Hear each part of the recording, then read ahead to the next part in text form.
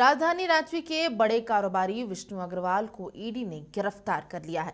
बीते दिन ईडी के द्वारा समन किए जाने के बाद वे ईडी के दफ्तर पहुंचे थे, जहां लंबी पूछताछ के बाद उन्हें गिरफ्तार कर लिया गया। बता दें कि उन्हें फर्जी दस्तावेज के सहारे चेशायर होम रोड स्थित 1 एकड़ जमीन खरीदने के आरोप में गिरफ्तार किया गया है।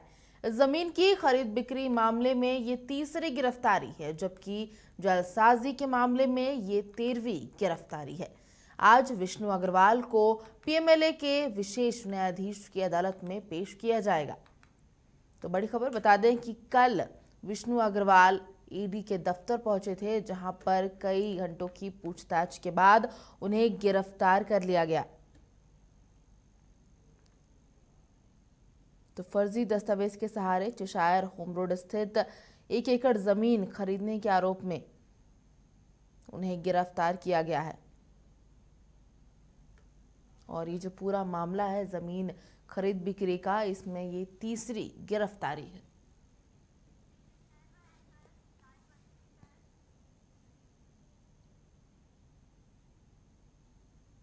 और मामले की तमाम जानकारी के साथ हमारे सहयोगी अंजनी लाइव हमारे साथ जुड़ चुके हैं।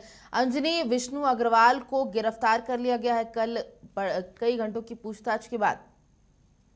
कल लगभग 4:10 में जो है ईडी दफ्तर पहुंचे थे विष्णु अग्रवाल, और वो भी दिल्ली से सीधे बिरसा मुंडा एयरपोर्ट पहुंचे और एयरपोर्ट से सीधे वो ईडी कार्यालय पहुंचे थे। लेकिन कल जिस तरह से जो उनका बॉडी लैंग्वेज था, लग रहा था कि कुछ बड़ा होने वाला है, मतलब गिरफ्तारी हो सकती है। और लगभग रात 10:30 बजे जो है ईडी ने उसे गिरफ्तार किया। और अब जो है आज कोर्ट में जब पेशी होगी तो उससे पहले मेडिकल जो टेस्ट है, मेडिकल बोर्ड के द्वारा उनकी जांच होगी और जांच के बाद वो कोर्ट में प्रोड्यूस किए जाएंगे और उसके बाद उन्हें होटवार जेल भेजा जाएगा। देखिए, ये चेशायर होम रोड में 1 एकड़ ज़मीन का जो मामला है, उसमें ईडी ने जो पाया है, जो फॉरेंसिक जो जांच रिपोर्ट जो आई है, उसमें रांची के बड़गई अंचल और कोलकाता का जो रजिस्ट्री कार्यालय का जो है, वहाँ के जो दस्तावेज हैं, मूल दस्तावेज में छेड़छाड़ का मामला है। एक बड़ा मामला है। आप समझ सकते हैं कि आप मूल दस्तावेज में चीज़ों को मिटाकर फिर से रीराइट करवाना, आप समझ सकते हैं कितना बड़ा नेटवर्क रहा होगा और कितने पैसे खर्च किए होंगे। और ये भी खबर है और यही वजह है कि ईडी ने विष्णु अग्रवाल की गिरफ्तारी की है। और इसके साथ साथ आप देखेंगे जिस तरह से जो खबरें आ रही हैं कि विष्णु अग्रवाल से अब जो है ईडी रिमांड पर लेना चाहेगी और उससे एक लंबी पूछताछ होगी।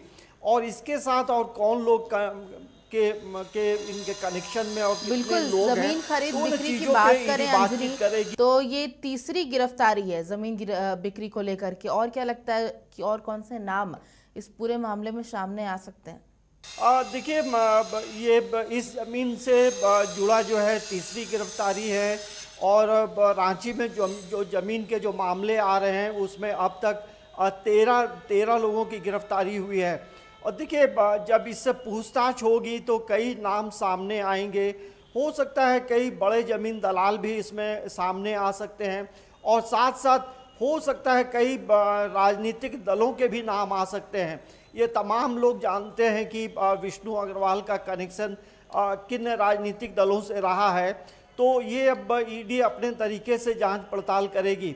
और तमाम चीज़ों की जो खबरें जो लगातार आ रही हैं, विष्णु अग्रवाल एक जाने माने व्यवसायी हैं और मूलतः ये झालदा पश्चिमी बंगाल के रहने वाले हैं।